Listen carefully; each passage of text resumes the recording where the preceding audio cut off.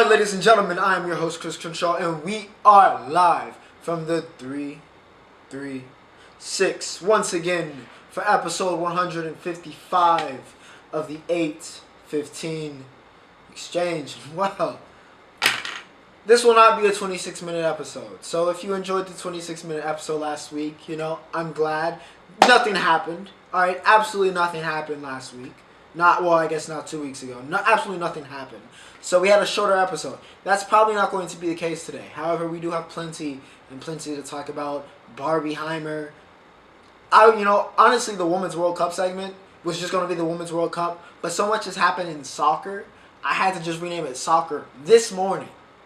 And of course, we've got baseball and combat sports, which will kick us off. But as always, remember to like, share, and subscribe if you guys are enjoying the content.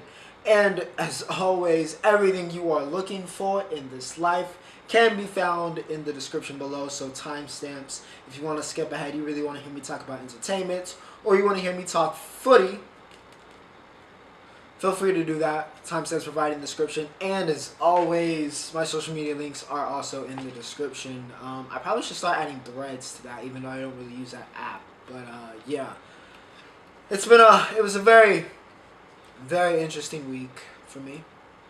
Very interesting week.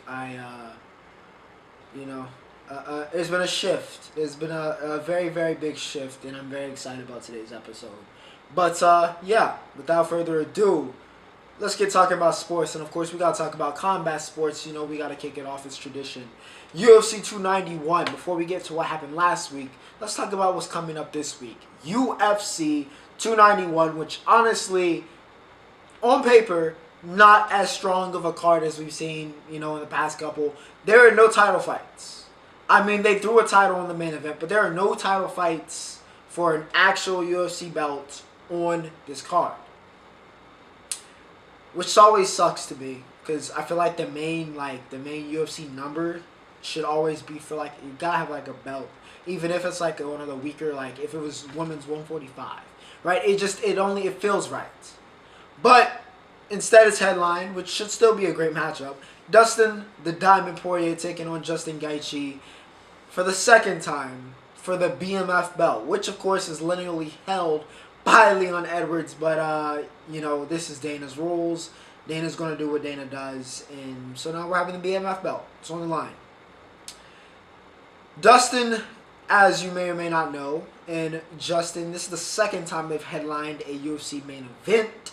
The first time around was in 2018 for Poirier Gaethje #1. Poirier handled him in 4 rounds, got the KO. Very violent fight as expected, but Dustin got it done. I expect much of the same here. I think Dustin's just better. Not that Gaethje's not good, but simply Dustin is he's better. He's better than Justin. It's going to be a violent fight. They're both going to strike with each other. It's going to be entertaining. Should it be for BMF? Probably not, but you know what? It is what it is.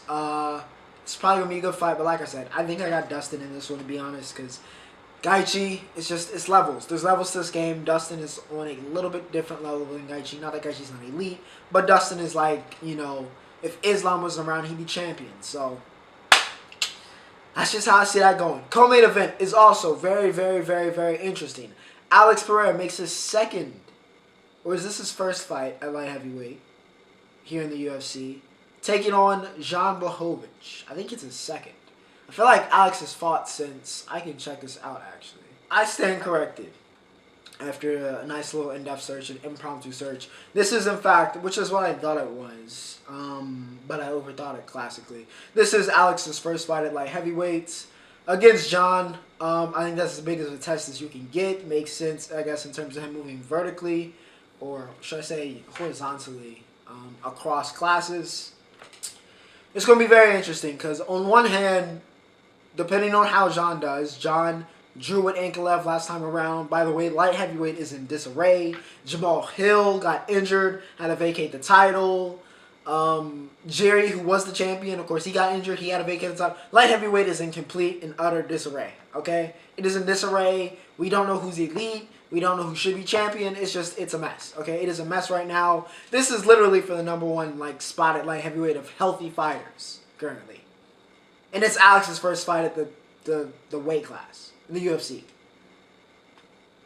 But I can see this fight going a couple different ways. Of course, Alex is bigger than Izzy. I guess if we're going to compare, Izzy going up and Izzy didn't really gain the weight. Alex is probably a natural 205. Okay, he's probably a very, very natural 205. So I think the size will be much easier for him. So it'll be much easier for that power to translate. And of course, being able to put Jean to sleep. Not that Jean, as we know with the Polish power, cannot do the same to Alex. Also, Jean pretty much exclusively tried to take Izzy down to the ground, and that was a big component of his game against Adesanya. I wouldn't be shocked to see that happen again with him try that against Poatan. Poatan, we could see his takedown defense get tested here majorly, see how much that time with Glover Teixeira has been put in use. Glover and Jean, we've seen them fight. So, a lot of different scenarios, a lot of different outcomes can come out of this. I think Jean should be the favorite, as crazy as that sounds to me, because I am big on Poatan, as y'all know. But, until I find out how good Potan's takedown defense is at this size, I feel like Jean is the safer route. But do not be surprised if Alex puts him to sleep. But that is the co-main event.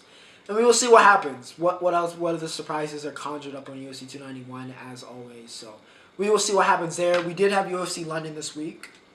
Tom Aspinall was the main event, heavyweight division. He called out John Jones after he took out Tybura in 1 minute and 13 seconds. 1 minute and 13 seconds. I actually missed the original fight because I was like, all right, we're going to settle in a little bit. I went to turn to the fight. I came downstairs. Fight was over. They were showing replays. 1 minute and 13 seconds. Demolished Tybura. Aspinall, Jones, we'll see. We'll see if John goes for that. He said yes on Twitter, but we will see. All right, this is John Jones. We will see. When Dana approves the fight, I'll believe it. Until then, go in for Aspinall, but we'll see. Meatball Molly, the hype train is done for Molly McCain. She got subbed in the first round as well by Stoliarenko. Yeah. Stoliarenko, excuse me. Yeah. Her and Patty just went down. Just died out. It was fun. It was very entertaining for the first couple months of that. And now it is gone.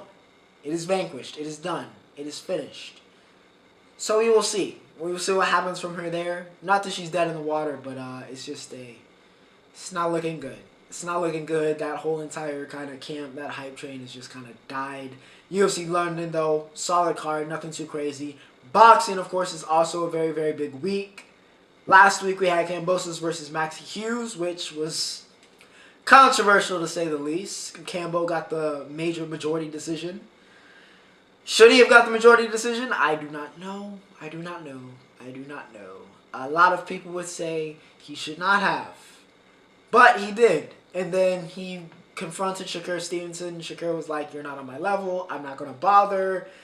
It was a whole big thing. Maxi Hughes low-key got screwed though. So another maybe a little bit of boxing corruption in play there. But hopefully we have no boxing corruption for this next fight, because it's one we've been talking about on this podcast, when we've been talking about just in this world for the past 3 years. And of course that is Earl Spence Jr. taking on Terrence Bud Crawford. Spence Crawford finally is here. God willing, nobody gets injured here during fight week. That would be a disaster. Or get sick. But my goodness, we are finally here. It is still too close to call. I will not be picking because I'm just going to be a boxing fan in this one and just sit back, relax, and enjoy the two best welterweights on God's green earth go at it. Earl Spence Jr., one of the great body punchers, one of the great boxers in the world today, but also similar acclaim. It's going to be very interesting. Of course, Bud coming up in weight here to welterweight. Of course, this is for all the belts. Boots Ennis is probably next up, unless, they want to run it back, which is very, very possible. But yes, it's one we've been talking about for a while. It's one of the most anticipating boxing matchups we've had, probably of this generation. And yeah, we finally get it. Bud, Spence, I'm ready. No predictions needed. Just tune in. See you for episode 156. We'll talk about the review. But yeah, I'm just glad it's finally happened. Let's make it a fight day, and let's make it to the fight, and yeah, let's get it on. Let's get it on. Now, MLB, baseball. We are not going to talk about the Braves this week. We are not. We are not. They're still doing very well. But let's talk about the American League. Okay? Let's talk about the AL East. I don't want to talk about the Yankees. We still suck. Though Aaron Judge and Giancarlo Stanton did come out with Drake. Honestly, that was the biggest win we've had in weeks. Was Judge and Stanton walking down with Drake and MSG. Like, that was the biggest moment for the Yankees all month. It's been that type of month. I am surprised Aaron Boone has a job, to be honest. But we have won the past couple games, so I don't know. Maybe it's an upturn. We're also in the AL East, unfortunately, which is just tragic. The two best teams in the American League are also in the AL East. They are the Tampa Bay Rays and the Baltimore Orioles. The Orioles are a force to be reckoned with. They have arrived, which really shouldn't be a surprise when you have 3 number 1 prospects in 3 years. Really shouldn't be a prospect. I mean, honestly, you could probably spin that to 2 years. 3 number 1 prospects in 2 years, which is insane. Adley, Gunnar, and now Jackson. Adley and Gunnar, of course, have been causing waves for the Orioles, you know, quickly approaching stardom as they've entered the league, and of course have been the catalyst to help push this Orioles team back to relevancy and to the top of the American League this year. The Orioles beat the Rays 3-1 in the series. Gunnar Henderson. I know we talk about Corbin Carroll and Ellie De La Cruz out in the NL in terms of the Rookie of the Year race. Gunnar Henderson needs to be talked about as one of the most exciting young players in the game. Okay, it seems like he does something crazy on defense every single game. He either hits some type of game-winning home run or game-tying home run or some type of RBI. He is electric. He is electric. I didn't expect Gunnar Henderson to be this electric, but he is also electric. Okay, this rookie class is ridiculous. I think it's because COVID messed everything up, got everything pushed back a year. So now we just have this crunch of talent just entering the league. And Gunnar Henderson is absolutely one of them, former number 1 overall prospect, and what a second-round draft pick he has turned out to be for the Baltimore Orioles. But yeah, him, Adley, I could go on and on, have been the catalyst. The Orioles are real. You better believe it. Jackson Holiday, by the way, up to AA and doing Jackson Holiday things, so they might have another one on the way. They might have another one on the way, which is just terrible. Terrible for everybody else in the AL East and the AL. But the Orioles seemingly are back. Of course, we have to do our weekly Ohtani watch. He is now at 36 as of last night. 36 home run. He might hit 50. It's honestly likely he's going to hit 50. And have like some 3-something ERA, low 3 ERA, which is just, I don't want to think about what his WAR is going to be, because I don't know what the single season WAR record is, but it might be in jeopardy. It might be in jeopardy with the way Ohtani's playing. He is still absolutely that guy, and he's going to get $500 million from some team this offseason. Trade deadline also coming up. A lot of people are talking about Angels might trade him. We'll see what happens, but yeah, definitely something to look out for. Also, in the baseball this past week, Hall of Fame, only 2 players, but 2 great players. Fred McGriff had to wait a very, very long time, maybe longer than he should have. But he did make the Hall. Scott Rowland also made the Hall of Fame. So congratulations to 2 very, very, very, very worthy Baseball Hall of Famers on their inductions. And that was the week in the MLB. Entertainment. Secret Invasion, alright? Before I talk Barbieheimer. Secret Invasion. Priscilla/Vara and Gaia give Talos one last send-off. Yes, unfortunately, Talos is actually dead. I know. It's a tragedy. I can't believe it either, but unfortunately, it is the case. And this was a solid episode. I don't know if it's been my favorite episode of Secret Invasion, but it was a necessary episode, of course, to the narrative. Which, I mean, you don't have that many episodes to work with, so really, every single episode, you can't have filler. That's kind of the thing with these Marvel shows, which I guess is good, but also depending on the narrative, it can be bad. There is no room for filler or any type of like non-related, because these are only like 30-something actual minutes of content. You gotta go. You gotta tell the story. And Secret Invasion is kind of a story that needs a little bit of depth. So it's been interesting to see how they've adapted it and kind of changed it around to make it work. But they've made it work. For all intents and purposes, I think they've made it work. I don't know if it's as good as like the OG Secret Invasion comic. I wouldn't go that far. But it's still been a solid show. kind of seeing that kind of insight into, some scroll history was very cool. And just kind of seeing Gaia and Vara, or should I say Priscilla, seeing their relationship kind of develop in this episode, them taking out to that action sequence. Nick versus Rhodey continues. He basically outed Rhodey, which makes me wonder if the Secret Service did not care, or if how much of the Secret Service is potentially taken over by Skrulls currently. So yeah, it's just like it keeps going deeper and deeper and deeper and deeper to see how deep are the Skrulls into the government. Gravik lost control. He got jumped by his own people. He said absolutely not. Showed off all of his powers that he's taken from different, heroes and villains. Slaughtered everybody and said, listen, this is how this is going to go. He's preparing for his final act to engage a war and help the Skrulls take over the planet. So we will see what happens. Fury Wing got all of his OG stuff. Said we need to meet. So we going to see. We going to see. We going to get active. Rhodey, Gravik losing control. Olivia Colman continues to be great as Sonya. She has been absolutely great. Enjoyed her thoroughly. Thoroughly enjoyed her as Sonya. She's been phenomenal. Been a lot of fun to watch her in that role. And she was great. She's been one of the best, honestly, one of the best parts of Secret Invasion. So, yeah, shout out to Olivia Colman. Great, great, great, great actress. Of course, this weekend was a big weekend in entertainment because it was Barbieheimer. And I am one of the only people on the planet who did not go see either Barbie or Oppenheimer. I'm one of the only people. I'm willing to bet. Okay? Because Barbie made like $300 million in one weekend worldwide. That's easily $1 billion pace. Oppenheimer, I didn't see what Oppenheimer made, but still probably made a lot of money. I saw everybody's fits, the half pink, half Barbied, half darker suit, It was fun. It was fun. It's fun to have these like cinema events. We don't get them very often.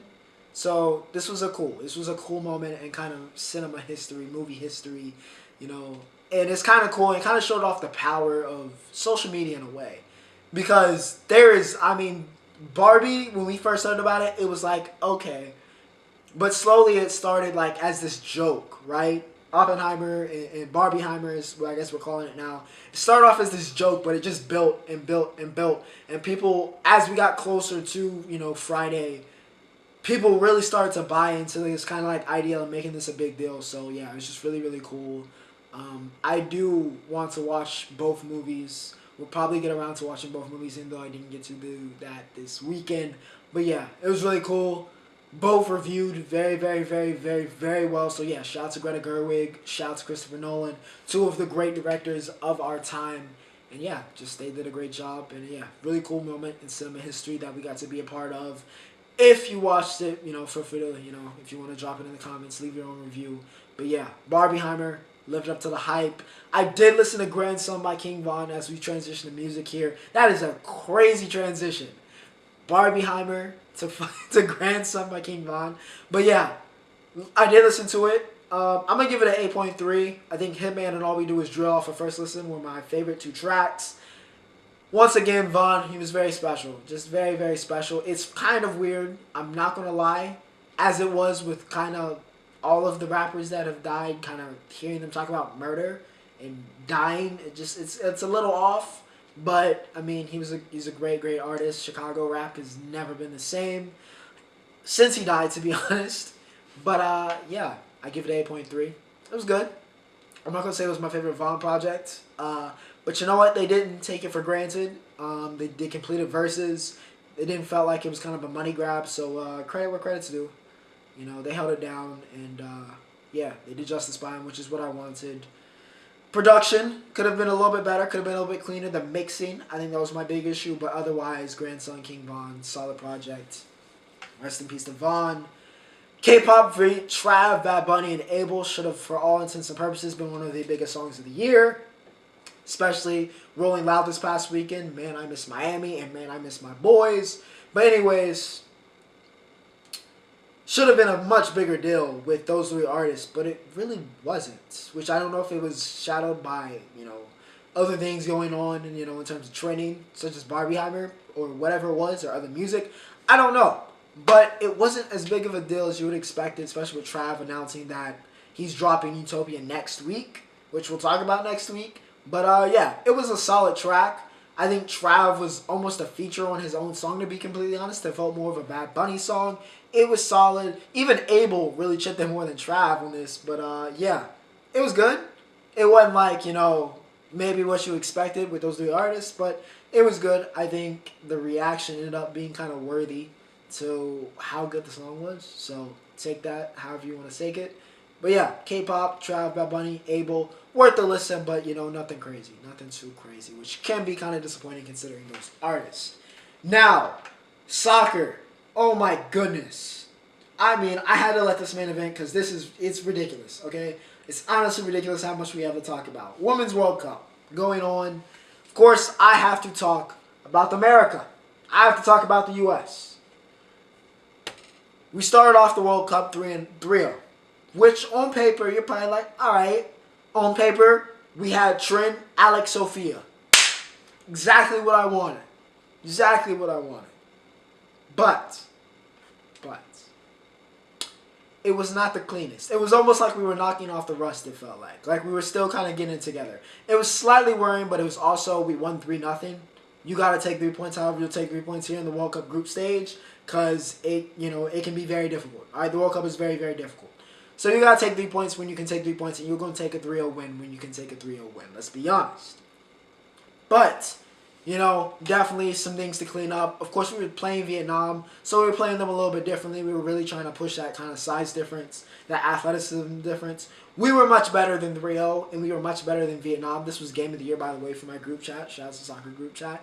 But, I'll take it. I'll take it for what it's worth. Sophia Smith is her, and boy, oh boy.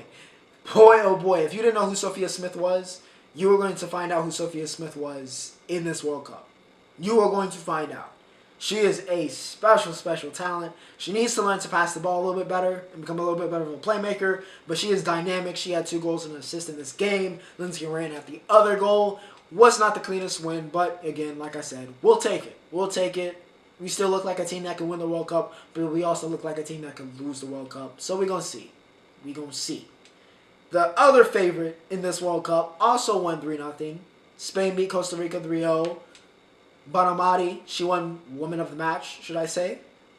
Putellas came off the bench. Of course, they're going to ease her back in, as expected, fresh off of the knee injury. First game's back. Going to ease her back, but Bonamati and just kind of that midfield did work, as usual. Spain looked very, very comfortable, and I think, once again, they're going to be our biggest threat in terms of if we can get the three-peat. Spain is definitely going to be the biggest threat. I think they have a really, really complete team, a really well-coached team, and a really well-organized team. I think they have a lot of team chemistry. I rate Spain. Okay, I rate Spain. They're kind of terrifying. We will see what happens there. France. Now, I knew they weren't the same France from a couple years ago, but boy, oh boy, oh boy. Drawing to Jamaica, even though Jamaica's got a lot better, Bunny Shaw, by the way, got red carded, which is going to be huge for Jamaica going forward in this next game. And that can have a very profound impact because that's their best player, star striker, getting a red card. That is a nightmare. A nightmare for Jamaica. But they will absolutely take this 1 point, stealing a point away from France, holding them in check. France, of course, one of, I guess, the teams expected to challenge us in terms of world ranking in world women's football. But they didn't really bring it. They didn't really bring it. Of course, they've been dealing with federation problems, so we will see, like I said. We will see what happens in these next couple games. But France, possibly concerning. England, also concerning. Only won 1-0. Georgia Stanley hit a penalty versus Haiti. Of course, they've been the most, because we have a little bit more depth than England, but they have, other than us, they have been the absolute worst in terms of injuries. Okay, they have had it the absolute worst. Even more than us, even more than Spain losing arguably the best player on the planet. They have been the worst, okay? And it showed. It showed because this was not the same England team that won Euros. It's not even the same England team arguably from 4 years ago, okay? They limped to a win versus Haiti. You saw how, even in a kind of like warm-up game, us and Spain both won 3-0. They should have beaten the brakes off of Haiti, and that just did not happen. Credit where credit's due to Haiti, but also a little bit of a cause concern, like I said, with France. Same thing with England. Got to see, what they're going to be. You'll take the 3 points, but it was not a clean 3 points. New Zealand and Australia also kicked off. They're, of course, hosting the World Cup. They kicked off with 3 points. They both got wins, so yeah, shout out to New Zealand. I had to include that. Even with, for Australia, Sam Kerr getting injured right before the game. She's going to miss the first 2 games of the group stage. even without that, still were able to get a win. Proves that Australia might be a little bit more than just, a one-trick pony, a one-player team. So credit where credit is due. Credit where credit is due, giving everybody their flowers. Alexandra Pop needs her flowers as well. The woman with, I was going to say some super out of pocket. I cannot phrase that like that in terms of heading. Alexandra Pop is very good in the air. That is a much better way to put that. Thank you. But yes, she got a brace this morning against Morocco. Germany beat the brakes off of Morocco. This was a massacre. 6-0. Okay, 2 own goals for Morocco. Alexandra Pop looked like the best striker on the planet. She had a brace. She was her. Okay, she was for all intents and purposes her. H-E-R. Her. And Germany looked really, really good. Of course, it was Morocco, but still looked very, very good. We will see what happens there. Brazil took out Panama 3-0 thanks to an Ari Borges. 4-0 thanks to an Ari Borges hat-trick plus 1 assist.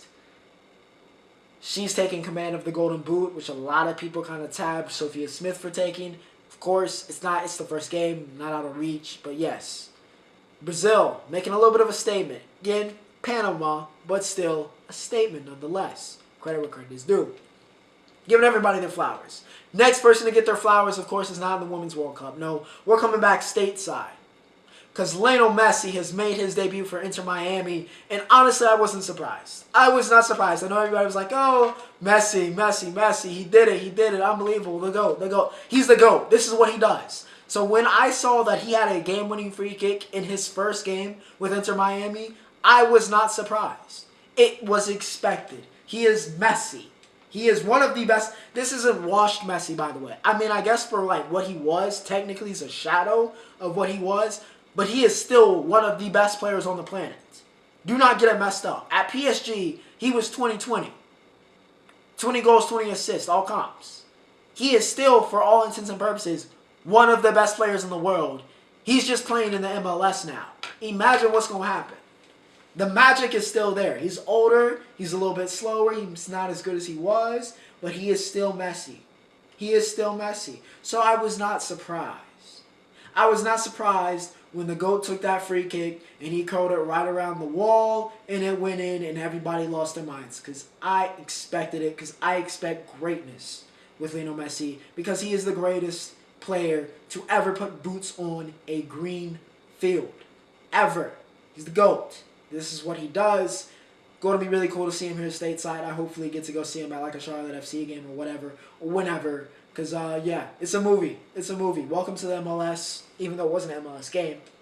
But nonetheless, welcome to the States, GOATs. Welcome to the States. Greeted by another GOAT, LeBron. Again, it was a moment. It was a moment, but I expected it. Kylian Mbappe, once again, I forget which one of his parents is the agent, but, speaking of GOATs, might be the greatest agent of all time.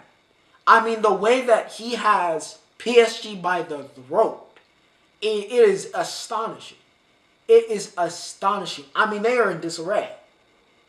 So, next up in the Mbappe saga this morning, Al-Hilal, another one of the Saudi teams, which PSG has allowed, because I think they're upset with Real Madrid currently, which may be reasonably so. They allowed them to make a bid of $322 million, which would eviscerate the transfer fee record for essentially a one-year loan before he once again runs off to Real Madrid for Kylian Mbappe.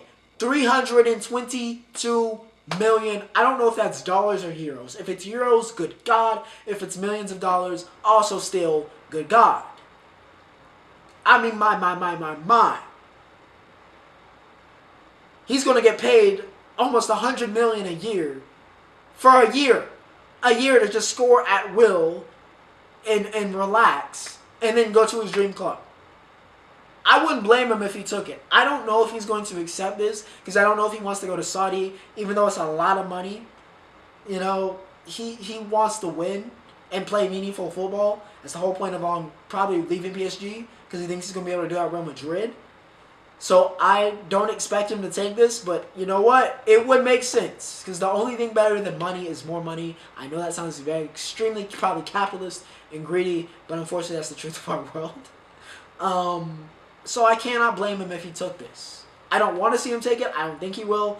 But that is just a ridiculous amount of money. And another reason why necessarily the Saudis are not great for the sport, because they just can throw money like this, and it's not right. Okay, it's not right, but it is what it is. And until FIFA or whoever wants to put their foot down and show some guts, this is where we're headed.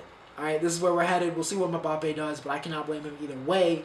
I think he's going to end up at Real Madrid. PSG doesn't really have a choice in the matter. Either it's next year or this year, he's going to Real Madrid, okay?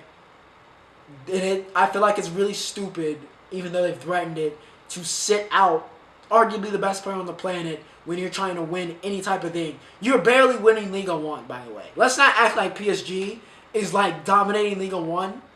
I know they have the quote-unquote super team, or like they're the best team by far, but this isn't Bayern in the Bundesliga where they've dominated. They're barely winning Liga 1.